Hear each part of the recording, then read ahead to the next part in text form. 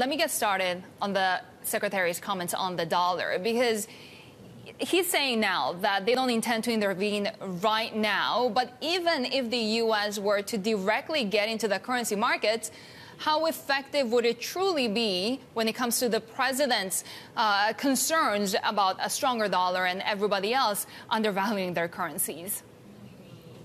No, I think that's the right question to ask. There's good reason why Secretary Mnuchin calmed everyone down on this possibility, because that kind of intervention is unlikely to succeed. Even if the Fed were to go in on this, which they shouldn't, but even if they did, you're still only talking about a total reserve pool of well under 200 billion, and daily turnover in the Treasury markets, in the foreign exchange markets, is 5 trillion.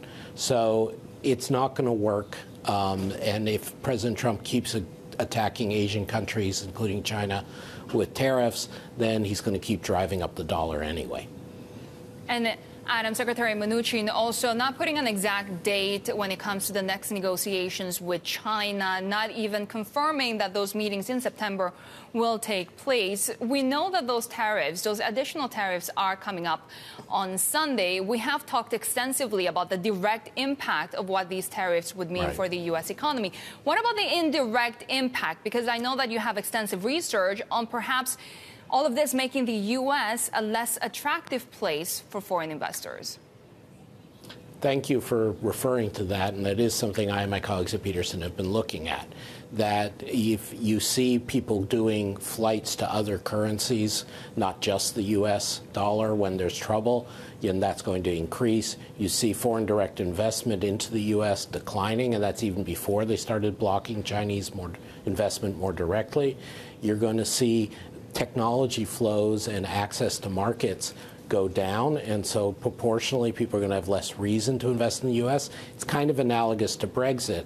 I mean, it's not as exact, but you want access to markets. That's part of why you invest in a place. It used to be that having a U.S. base was a great place from which to export, and that's less true now because of the interventions of the Trump administration. Yeah, Adam, way back at the start of the Trump administration, the president said the trade was easy to win. So I just wonder, in your estimation, who is winning? Because we have some work here from Bloomberg Economics analysing 700,000 data points to try and figure that out. And Bloomberg Economics has got China slightly in front at the moment, because for US buyers, replacing made-in-China products is not easy. I just wonder what your estimation is. Well, my view for a while now has been that the trade war is Trump's Afghanistan. It's open-ended, it's costly, it's fruitless, and there is no clear victory. He doesn't know what winning would mean. He can't tell anybody what winning would mean because he's got no coherent strategy to do it.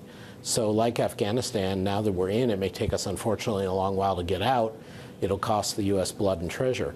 But the win-win, I mean, I respect your colleagues at Bloomberg for doing that kind of intensive data work, but I wouldn't frame it as who's winning. I mean, both the U.S. and China are losing, and a few other countries like Vietnam, very small countries, are picking up some trade diversion from U.S. and China.